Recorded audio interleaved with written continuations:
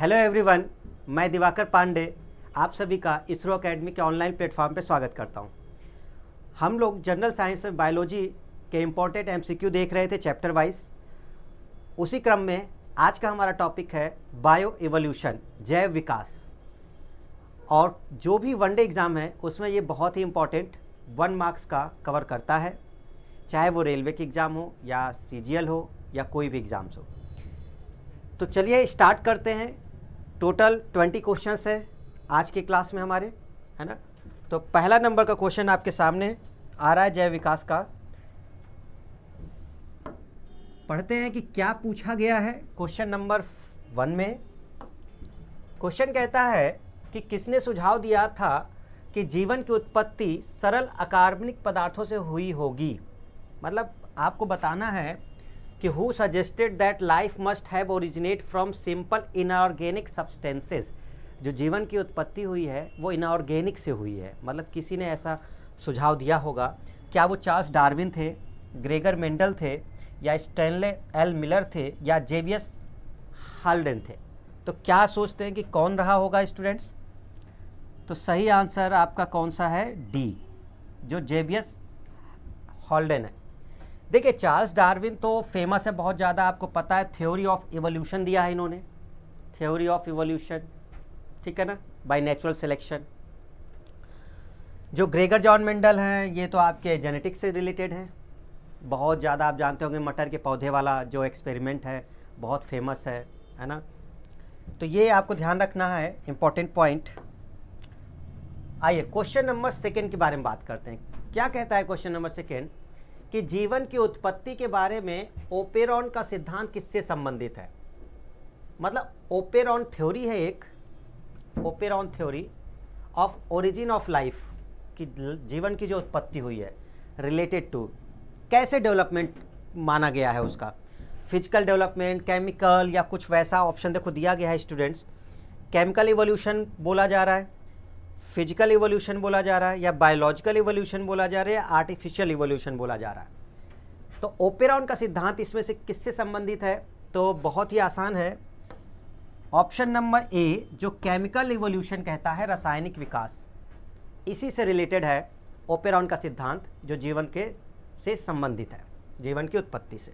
ठीक है, तो सेकंड क्वेश्चन भी क्लियर हो गया। पहला वाला भी आपको ओके हो गया, जेबियस हाल्डेन थे, और सेकेंड वाले में आपका केमिकल इवोल्यूशन है जो ओपेरॉन का सिद्धांत है। आइए क्वेश्चन नंबर 3 देखते हैं, जल्दी से पढ़िए जरा इसे आप लोग। इसको ऐसे पढ़ते हैं, देखिए, सबसे व्यापक रूप से स्वीकृत सिद्धांतों में से एक के अनुसार जो पृथ्वी पर जीवन की उत्पत्ति से पहले पृथ्वी के वायुमंडल में मिश्रण शामिल था। ये क्वेश्चन कह रहा है कि पृथ्वी पर जीवन की जो उत्पत्ति हुई उससे पहले पृथ्वी का जो एटमॉस्फेयर था, यानी कि वायुमंडल था, वो किस चीज़ का मिक्सचर था। ठीक है, तो ऑप्शन आपके सामने है कि वो वायुमंडल हाइड्रोजन, CO2, NH3, CH4 यानी मीथेन, या H2S हाइड्रोजन सल्फाइड, मीथेन, या अमोनिया। थर्ड में oxygen, ammonia, methane, water vapour, ozone, methane, oxygen, या वाटर वेपर। तो सही आंसर कौन सा है स्टूडेंट्स? पहला वाला ऑप्शन आपका एकदम करेक्ट है, hydrogen, CO2 carbon dioxide, ammonia, और आपका मीथेन। ठीक है, जीवन की उत्पत्ति से पहले पृथ्वी पर वायुमंडल में ये 4 चीज़ें मिक्स थी। ओके, आई होप कि आपका आंसर आ गया होगा, और आप हमारे साथ साथ क्वेश्चंस जैसे ही आपके सामने बोर्ड पर आता है आप लोग अटैम्प्ट जरूर करें उसे, और आंसर दें क्वेश्चन नंबर के साथ ऑप्शन, है ना। क्वेश्चन नंबर 4 देखते हैं। प्रारंभिक पृथ्वी का वातावरण मुख्य रूप से बना था the atmosphere of the early earth. Early earth starting में बिल्कुल जो एटमॉस्फेयर था वो किस चीज़ का मेनली कंपोज्ड था? Ammonia, methane, hydrogen sulphide, ammonia, hydrogen sulphide, O2, ammonia, methane, oxygen, methane, hydrogen sulphide, O2। तो क्या लगता है आपको स्टूडेंट, किस चीज़ का कॉम्बिनेशन था ये? तो करेक्ट ऑप्शन आपका है ए, प्रारंभिक पृथ्वी का वातावरण अमोनिया, मीथेन और हाइड्रोजन सल्फाइड। यानी 2 क्वेश्चन देखो, आपको लग रहा होगा एक जैसे ही, जैसे पीछे वाला है, लेकिन वो थोड़ा सा अंतर है। इसमें क्या पूछा था, पृथ्वी पर जीवन की उत्पत्ति से पहले पृथ्वी के वायुमंडल में मिश्रण शामिल था। ठीक है, प्रारंभिक पृथ्वी का वातावरण कैसा था, मुख्य रूप से अर्ली अर्थ। क्वेश्चन नंबर 5 पे आते हैं। ठीक है, चलिए अटेम्प्ट करें और बताएं जल्दी से इसका आंसर क्या होना चाहिए। क्वेश्चन नंबर 5 का हमें उस गैस का नाम बताना है उस समय अपनी मुक्त अवस्था में मौजूद नहीं थी जब पृथ्वी पर जीवन उत्पन्न हुआ था। पृथ्वी पर जब जीवन उत्पन्न हुआ तो ऐसी कौन सी गैस थी जो फ्री स्टेट में नहीं थी, यानी कि वो एक कंपाउंड के रूप में रही होगी, मुक्त अवस्था में नहीं थी। तो ऐसी कौन सी गैस थी जो बाद में मुक्त हुई होगी? तो ऑप्शन कह रहा है कि ऑक्सीजन है, मीथेन है, अमोनिया है या हाइड्रोजन है। तो क्या लगता है, बताइए स्टूडेंट्स, क्या लगता है कौन सा रहा होगा? जी बिल्कुल सही है आपका आंसर, और आंसर है आपका ऑक्सीजन। तो ऑक्सीजन मुक्त अवस्था में नहीं थी उस समय। ठीक है, क्वेश्चन नंबर 6 देखते हैं। आओ बच्चों जल्दी से इसको सॉल्व करते हैं। क्वेश्चन नंबर 6 पढ़िए पहले, और जो भी एग्ज़ाम है ये सभी आपके वनडे एग्ज़ाम के प्रीवियस ईयर क्वेश्चन है। कोई भी यहाँ पर ऐसा क्वेश्चन नहीं लिया है जो एग्ज़ाम में ना आया हो, है ना। ये PYQ ही चल रहे हैं सारे आपके। आद्य वायुमंडल अपचायक था क्योंकि the proto atmosphere was reducing, अपचायक था। रीजन बताना है कि वो रिड्यूसिंग क्यों था, अपचायक क्यों था। तो पहला कहता है कि there were few hydrogen atoms, hydrogen परमाणु कुछ ही थे, इस वजह से रिड्यूसिंग था, अपचायक था। या दूसरा कह रहा है कि hydrogen atoms were active and in greater numbers, बहुत ज़्यादा मात्रा में थे और बहुत एक्टिव, सक्रिय थे, क्योंकि वो रिड्यूसिंग एजेंट की तरह काम कर रहे थे। यह है सेकेंड। थर्ड है कि ऑक्सीजन एटम्स वर मोर या नाइट्रोजन एटम्स वर मोर। तो कह रहे हैं कि जो प्रोटो एटमॉस्फेयर था ना स्टार्टिंग में, आदि में, वो अपचायक क्यों था? क्योंकि देखिए ऑक्सीजन तो मुक्त अवस्था में था भी नहीं, बताया ना कि वो कंबाइंड फॉर्म में था। हाइड्रोजन हाँ प्रेजेंट जरूर था।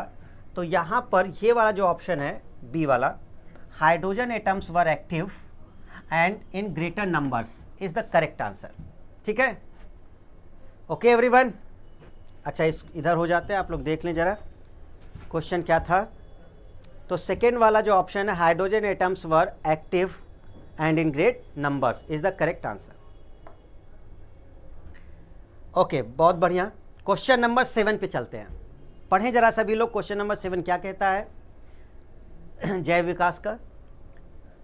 एक बिंदु से आरंभ होकर एक दिए गए भौगोलिक क्षेत्र में विभिन्न प्रजातियों का विकास, जो डिफरेंट स्पीसीज हैं उनका विकास, और अन्य क्षेत्रों में उनका फैलना क्या कहलाता है?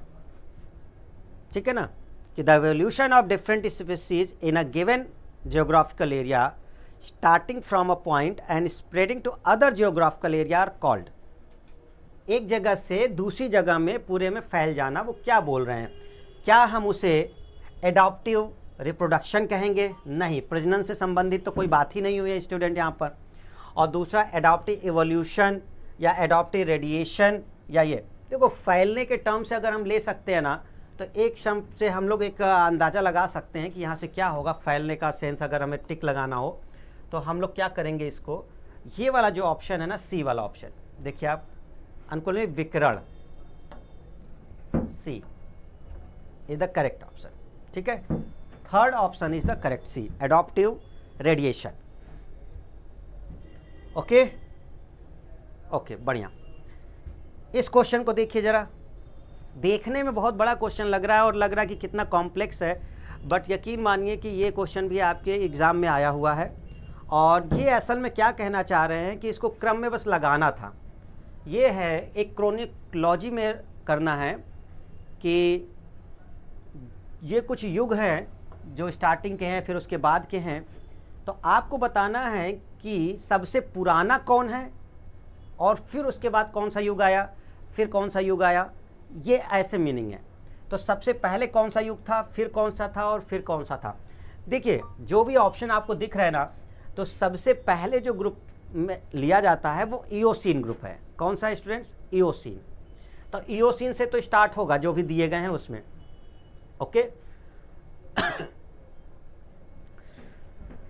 तो यहाँ से अगर हम देखें सबसे पुराना वो पहले आएगा।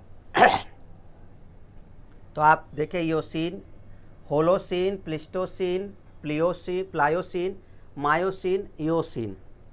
ठीक है, नहीं, सही ऑप्शन यहाँ पे क्या निकल के आएगा आपका? बी ऑप्शन, ये वाला। Eocene, Miocene, Pliocene, Pleistocene, Holocene. ठीक है, ये ऐसे आएगा। तो क्वेश्चन नंबर 8 का आंसर आई होप कि आपको क्लियर हो गया होगा कि कौन पहले आता है और फिर बाद में कौन आता है। आइए क्वेश्चन नंबर 9 देखते हैं।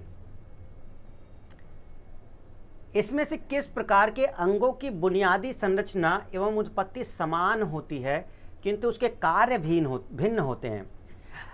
Which of these organs has the same basic structure and origin but has different function? ये पूछा ऐसा जा रहा है कि कुछ ऐसे ऑर्गन है इसमें से, जैसे समझा होमोलॉगस बोले या होमोजीनियस, हेटेरोजेनियस, जो स्ट्रक्चर में तो सेम होंगे, स्ट्रक्चर सेम होगा, और जो ओरिजिन पॉइंट है ना जहाँ से उनकी उत्पत्ति हुई है वो भी सेम होगा, लेकिन कार्य सेम नहीं होगा, फंक्शन सेम नहीं होगा। तो ऐसे ऑर्गन को हम किस नाम से बुलाते हैं, है ना? ऐसे ऑर्गन को हम क्या बोलें जो स्ट्रक्चर में सेम हो, ओरिजिन पॉइंट सेम हो, बट फंक्शन अलग हो, वर्क अलग हो? तो आई होप कि ये तो सबको मालूम है, सभी लोग जानते हैं इसको क्या बोलते हैं, होमोलॉगस कहा जाता है, समझात, है ना? होमोलॉगस के नाम से इसको जाना जाता है। ओके स्टूडेंट्स, तो ये आंसर तो आसान था क्वेश्चन, आप सब जानते हैं कि क्या था उसमें। चलिए आगे बढ़ जाते हैं। क्वेश्चन नंबर 10, मेढक, छिपकली, पक्षी और मानव के जो पैर हैं, पादंग के उदाहरण हैं। Limbs of frogs, lizards, birds and humans are example of. मेढक, छिपकली, पक्षी, ह्यूमन के जो पैर हैं, पाद, वो किस चीज़ के एग्जाम्पल है? मतलब क्या माना जाता है उनको? एनालॉगस माना जाता है, हेट्रोजीनियस माना जाता है, यानी कि जो मैच नहीं हो रहे हैं, विषम रूप में है, होमोजीनियस माना जा रहा है, या होमोलॉगस माना जा रहा है? होमोलॉगस माना जा रहा है। क्या माना जा रहा है स्टूडेंट्स? होमोलॉगस, चाहे वो फ्रॉग हो, लेजर्ड्स हो, बर्ड्स हो या ह्यूमंस हो, स्ट्रक्चर और उत्पत्ति स्थान। क्वेश्चन नंबर 11, बहुत बढ़िया, आ जाइए सभी जल्दी से। क्वेश्चन नंबर 11 पढ़ते हैं, और बहुत ही शानदार क्वेश्चंस रखे हुए हैं, घबराना बिल्कुल नहीं है, और ये एक इंपॉर्टेंट टॉपिक है, ध्यान रखिएगा, छोड़ना नहीं है। जैव विकास, बायो एवोल्यूशन। आप सोचते हैं कि सर पता नहीं कैसे कैसे क्वेश्चन आ गए हैं, ऐसा नहीं है, एग्जाम में ये क्वेश्चन होते हैं, इसीलिए इसको कवर किया जा रहा है। 11 क्या कहता है? निम्नलिखित कारकों में से कौन सा जाति उद्भवन जब मौजूदा जातियों से नई जातियां विकसित होती हैं में योगदान नहीं करता? Which of the following factor does not contribute to cast evolution, species evolution, when new species evolve from existing species? जब पुरानी कोई स्पीसीज है उनसे कोई नई जातियां बनती है, तो उसमें से कौन ऐसा है जो हेल्प नहीं करता, कौन उसमें योगदान नहीं कर रहा है पुराने वाले से जब नई वाली आ रही है? Divergent evolution, genetic flow, genetic तो होगा ही होगा क्योंकि वो तभी जाएगा उसमें। जियोग्राफिकल आइसोलेशन और डाइवर्सिटी, जेनेटिक। तो पहला जो है ना, ये वाला जो ऑप्शन है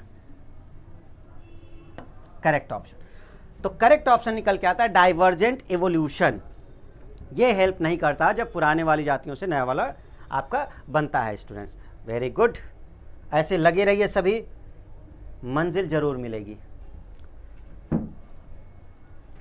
क्वेश्चन क्या है? बहुत बेहतरीन क्वेश्चन है। कई बार हम लोग इस चीज़ों को देखते नहीं हैं, और ये रेलवे के ही क्वेश्चन है। कई बार हम लोगों ने पढ़ा है सरीसृप पक्षियों के बीच की कड़ी कौन है ना, पादप एनिमल के बीच की कड़ी कौन है। ऐसा ये क्वेश्चन है कि उन्होंने ये पूछ लिया है कि tachyglossus is a connecting link between, जो टैकीग्लॉसिस है, जो जीव है, वो किसके बीच की कड़ी है? टैकीग्लॉसिस को हम किसके बीच की कड़ी मानते हैं? एम्फीबियन और रेप्टाइल्स के बीच की, बर्ड और मैमल्स के बीच का, या रेप्टाइल्स एंड बर्ड्स के बीच का, या रेप्टाइल्स एंड मैमल्स के बीच का?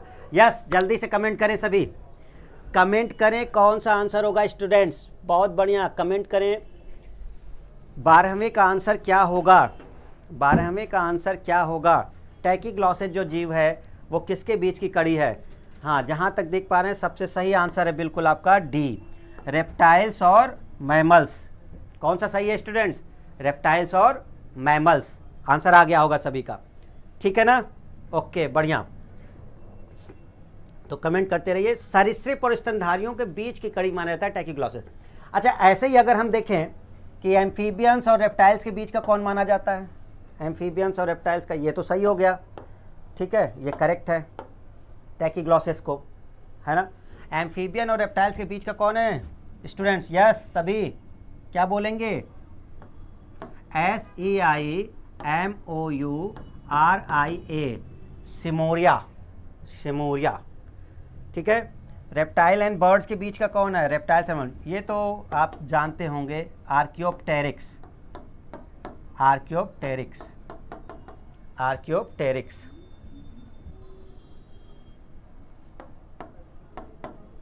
आर्कियोप्टेरिक्स, ठीक है। Okay students, Archaeopteryx. तो ये क्या है? रेप्टाइल्स और बर्ड्स के बीच का, ये भी ध्यान रखना है सभी को, है ना? क्योंकि बीच बीच में हम लोग वो इंपॉर्टेंट पॉइंट भी देखते चलते हैं जो पूछा है, उसके अलावा भी क्वेश्चन जो बन सकते हैं। जीव जो अधिक दूर के संबंधी हैं, ऐसे जीव जो अधिक दूर के संबंधी हैं उनके डीएनए में अधिक अंतर होंगे। जो दूर के हैं उनमें अधिक डीएनए का अंतर होगा। इस विचार के आधार पर निर्मित दृष्टिकोण को क्या कहा जाता है? जीव जो अधिक दूर के संबंधी है उनके डीएनए में अधिक अंतर होंगे, डीएनए में अधिक अंतर होंगे, तो ऐसे को हम क्या दृष्टिकोण कहते हैं? मॉलिक्यूलर फिलोजेनी कहते हैं, क्या ये बोला जाता है? या इसको स्ट्रक्चरल अप्रोच बोला जाता है, या डीएनए स्टडी बोला जाता है, या मेटामॉर्फोसिस बोला जाता है? ठीक है, जो दूर के संबंधी होते हैं उनके डीएनए में अधिक अंतर होंगे। सही आंसर आपका आता है student molecular phylogeny, molecular phylogeny. हो सकता है कि कई बच्चों ने ये टर्म अभी सुना हो, लेकिन आप जैसे ही इसको बार बार रिवाइज करेंगे आपको चीज़ें समझ में आ जाएंगी, ठीक है ना, कि क्या बोलते हैं मॉलिक्यूलर फाइलोजेनी। ओके, आइए क्वेश्चन नंबर 14 पे करते हैं। क्वेश्चन नंबर 14 ये अटैम्प्ट कर सकते हैं आप लोग, जल्दी से आप इसका आंसर कमेंट करके हमको बताइए, कमेंट करिए सभी। क्वेश्चन नंबर 14, निम्न घटनाओं को पृथ्वी पर उनके उत्पन्न होने के कालानुक्रमान में व्यवस्थित करना है। कि क्वेश्चन ये कह रहा है कि कौन पहले आया, फिर उसके बाद कौन आया धरती पर, पृथ्वी पर कौन पहले आया था, फिर कौन आया था, फिर कौन आया था। ये कह रहा है कि फर्स्ट रेप्टाइल, क्या सरीसृप पहले आए थे, या पहला कीट आया था, या कवच वाले जीव आए थे, या स्तनधारी आए थे? तो बताएं सबसे पहले कौन? यस, बहुत बढ़िया, कमेंट कर रहे हैं बच्चे सभी, जरूर आंसर दें। क्वेश्चन नंबर 14 लिख करके उसका ऑप्शन बताएं। देखिए, चलिए अटेम्प्ट करते हैं। सबसे पहले आए थे shelled, according to option shelled animals, तो 3 हो गया। फिर आए थे आपके फर्स्ट इंसेक्ट, 2 हो गया। फिर आएंगे ऑप्शन में रेप्टाइल्स, 1 हो गया, और फिर 4th होगा, दिस इज 3, 2, 1, 4। करेक्ट ऑप्शन निकल के आता है सी ऑप्शन। बहुत बढ़िया, बेहतरीन, जिन्होंने आंसर दिया था उनके लिए कॉन्ग्रेचुलेशंस, बढ़िया।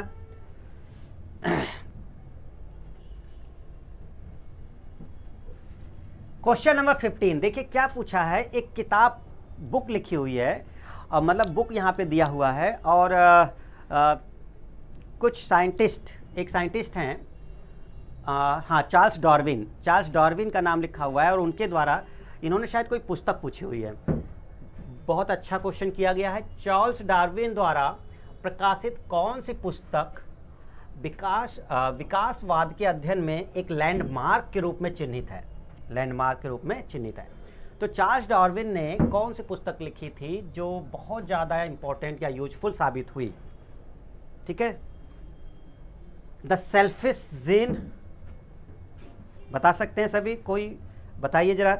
द सेल्फिश जीन ये सही ऑप्शन है, या फिर on the origin of species, या the emperor of all maladies, या ह्यूमन बायोलॉजी? यस, देखिए स्टूडेंट्स, जो द सेल्फिश जीन है ना, ये तो रिचर्ड डॉकिंस ने लिखा है, बाय रिचर्ड डॉकिंस, ठीक है, रिचर्ड डॉकिंस। और जो on the origin of species है ये है चार्ल्स डार्विन। चार्ल्स डार्विन सही ऑप्शन निकल के आता है। यही वो पुस्तक थी जिसके आधार पे बताया गया है the theory of evolution by the natural selection, है ना, प्राकृतिक चयन के द्वारा उत्पत्ति, थ्योरी ऑफ इवोल्यूशन, विकास होना, उत्पत्ति, जीवन की उत्पत्ति। और the emperor of all melodies ये तो सिद्धार्थ ने लिखी है, सिद्धार्थ सिद्धार्थ सिद्धार्थ सिद्धार्थ, ठीक है, सिद्धार्थ मुखर्जी हैं। कौन है स्टूडेंट्स? सिद्धार्थ मुखर्जी, सिद्धार्थ मुखर्जी। क्लियर है सभी को, एवरीवन? ठीक है, तो क्वेश्चन का जो आंसर था वो हमारा मिल गया। आइए क्वेश्चन नंबर 16 पे चलते हैं, जल्दी से आइए वापस। विकास का सिद्धांत हमें बताता है कि कैसे जीवन सरल से अधिक जटिल रूपों में विकसित हुआ। द थ्योरी ऑफ इवोल्यूशन जो डार्विन ने दिया था, देखिए थ्योरी ऑफ इवोल्यूशन की ही बात की थी हमने थोड़ी देर पहले, है ना, tells us how life evolve from simple to more complex form. Simple से बहुत कॉम्प्लेक्स फॉर्म में आया। थ्योरी ऑफ इवोल्यूशन किसने दिया था? बहुत आसान है, अब तक तो याद हो गया होगा, डार्विन साहब हैं। पुस्तक का नाम ओरिजिन ऑफ स्पीसीज, दोनों चीज़ें याद रखिएगा, पुस्तक है ओरिजिन ऑफ स्पीसीज और जो उनका सिद्धांत उसमें theory of evolution, both are very important. Question number 17 बेहतरीन क्वेश्चन है, ठीक है, अच्छे क्वेश्चनों में से एक है।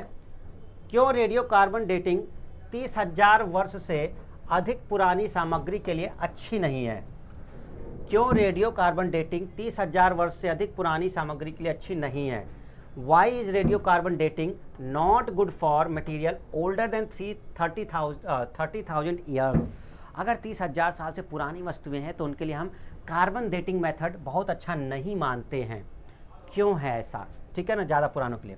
तो देखिए ऑप्शन नंबर 1 आप अगर इसमें देखेंगे, बिकॉज क्योंकि उस समय से पूर्व सभी जीव रेडियो कार्बन उत्सर्जित करते थे। उस समय से पूर्व, 30,000 साल से पहले की बात हो रही, क्योंकि उस समय से पूर्व रेडियो कार्बन कहीं भी नहीं था। वो रीजन पूछ रहे हैं कि ऐसे। तीसरा, 30,000 वर्षों में कार्बन 14 की मात्रा लगभग अत्यल्प कम हो जाती है, बहुत कम हो जाती है मेजरमेंट के लिए, मतलब वो बहुत दिक्कत करेगा। 30,000 वर्ष पूर्व कार्बन निष्कर्षण के बारे में पता नहीं था। देखिए तो सारे ऑप्शन में से अगर हटा दिया जाए तो एक ऑप्शन निकल के आएगा आपका, कौन सा? Option number C. तो क्वेश्चन और ऑप्शन बड़े जरूर लग रहे हैं आपको, लेकिन यकीन मानिए कि एनटीपीसी का ही क्वेश्चन है, रेलवे के। आप सोच के देखिए कि अगर आप केवल इस चीज़ से घबरा जाएं कि सर पता नहीं क्या पूछ लिया है कैसे, तो नहीं होगा ना, प्रैक्टिस तो करनी ही पड़ेगी। तो because the amount of carbon 14 becomes almost immeasurably small in 30,000 years is the correct option. आइए क्वेश्चन नंबर 18 पे चलते हैं। क्या क्वेश्चन पूछता है? 4 ऑप्शन है आपके पास, पैलियोजोइक, सीनोजोइक, नियोजोइक और मिसोजोइक। ये कुछ एरा हैं, है ना, जो कि बायो इवोल्यूशन के एक इम्पॉर्टेंट पार्ट्स में से हैं। अब आपको ये कह रहा है कि इनमें से कौन सा ऐसा युग है जिसको स्तनधारियों का युग के नाम से भी जाना जाता है। The era is also known as the age of mammals. The age of mammals किसको हम लोग स्तनधारियों का युग कहते हैं? यस, ये कमेंट करके आप सभी बताएंगे हमें। 18वें नंबर का क्वेश्चन, और नंबर जरूर डाल दीजिए कि 18th और ऑप्शन नंबर दिस, ठीक है। ओके स्टूडेंट्स, देखते हैं किसका आंसर आता है। क्या ऑप्शन दें? पैलियोजोइक दें, सीनोजोइक दें, नियोजोइक दें या फिर मेसोजोइक दें? यस, चलिए सभी का आंसर आ गया होगा, कमेंट कर दिया है। हम लोग देखते हैं करेक्ट ऑप्शन निकल के आता है आपका सीनोजोइक, नूतन जीवी। क्या बोलते हैं? नूतन जीवी। The era is known as the age of mammals. Mammals का जो एज है वो किसको बोलते हैं? सीनोजोइक को। जिनका आंसर सही था वो बधाई के पात्र है, ठीक है, बाकी भी मेहनत करते रहे। ओके, चलिए आइए क्वेश्चन नंबर 19 पे आते हैं, जल्दी से पढ़ते हैं क्या पूछा है। क्या बेहतरीन क्वेश्चन किया गया है एग्जाम में। किस युग के दौरान डायनासोर फले फूले? देखिए ठीक वैसा ही है। पिछले वाले क्वेश्चन में उन्होंने क्या किया था? मैमल्स के बारे में पूछ लिया था। इस वाले क्वेश्चन में वो डायनासोर के बारे में पूछ रहे हैं। During which era did dinosaur flourish? कौन सा एरा था जो डायनासोर के युग, डायनासोर है अब तो है नहीं, लेकिन कौन सा युग था जिसमें कहा जाता है कि डायनासोर का युग था? प्रोटीरोजोइक एरा, ठीक है, पैलियोजोइक एरा, सिनोजोइक एरा या मेसोजोइक एरा? विच एरा, कौन सा ऐसा एरा है जो डायनासोर जिसमें फले फूले? ठीक है, यस, इसका भी कमेंट आप लोग करें जल्दी। 19th का कौन सा ऑप्शन सही माना जाएगा?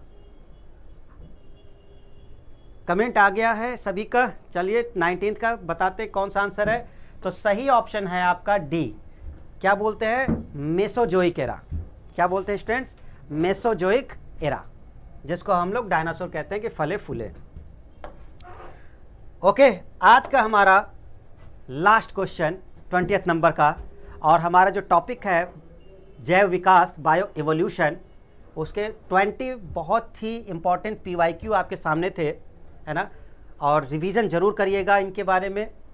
देखिए 20वां क्वेश्चन क्या किया गया था, इनमें से किसे टायरेंट लिजार्ड किंग कहा जाता है? Who among the following is called tyrant lizard king? अब देखो होता क्या एग्जाम में, अब आपने ये टर्म सुना ना, आधे तो सुने नहीं होंगे तो कहेंगे पता नहीं क्या पूछ लिया सर कि टायरेंट लिजार्ड किंग ये क्या है। आपको बता दिए टायरेंट लिजार्ड किंग क्या है, आपने इसको टीवी में भी देखा हुआ है। जो डायनासोर होते हैं ना, डायनासोर उन्हीं की स्पीसीज का है ये। 12 फीट के आसपास, ये ऐसे समझ सकते हो कि ये डायनासोर स्पीसीज के ही होते हैं, उन्हीं का नाम है टायरेंट लिजार्ड किंग। ठीक है, तो अब पूछा ये गया है कि किधर से होंगे, कौन से टायरेंट लिजार्ड किंग कहे जाएंगे। असल में यहाँ पे फैमिली के नाम लिखे हुए हैं कि किस फैमिली से बिलोंग करते हैं। अगर स्पीसीज कहा गया होता तो डायनासोर वाली जो स्पीसीज है उसी से बिलोंग करते हैं, लेकिन ये फैमिली है तो फैमिली बता देते हैं आपको कौन सा है। बी नंबर आपका टायरेनोसोरस रेक्स ये है। ये एक प्रकार से डायनासोर की ही स्पीसीज के हैं, ये डायनासोर की जाति के। नाम नहीं पता है इसलिए ये थोड़ा सा कंफ्यूजिंग होता है स्टूडेंट्स, है ना। अगर आप इसको सर्च करेंगे तो आप देखिएगा टायरेंट लिजार्ड किंग, आपको तुरंत समझ में आ जाएगा। तो आई होप कि आज का सेशन बहुत अच्छा रहा होगा आप सभी के लिए भी, और लगातार हमारी कोशिश है कि बहुत ही अच्छे लेवल के क्वेश्चंस आपको कराए जाएं, है ना, जिससे जो भी आगामी एग्ज़ाम है उसमें आपको हेल्प ज़रूर मिले। तो हमारे साथ बने रहिए रेगुलर, और कोशिश करेंगे आप सभी को कि नए नए क्वेश्चंस ज़रूर आपको देते रहें। ठीक है, तो आज के लिए इतना ही रखते हैं स्टूडेंट्स, नेक्स्ट क्लास में हम जल्दी मिलेंगे। तब तक के लिए धन्यवाद, आप सभी अपना ख्याल रखें। जय हिंद।